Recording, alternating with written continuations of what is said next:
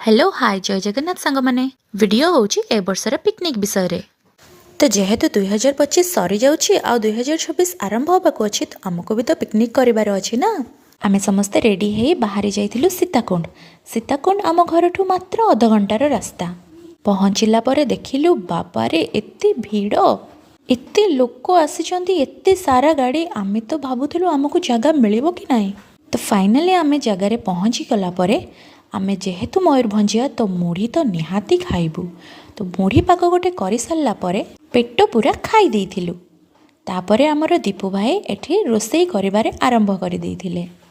से तांकर चुली लगेइकी मटन कसिबा कार्यक्रम आरंभ करि देइथिले। मसला को भल कि कसी मटन पकेइकी से जबरदस्त मटनटे करथिले।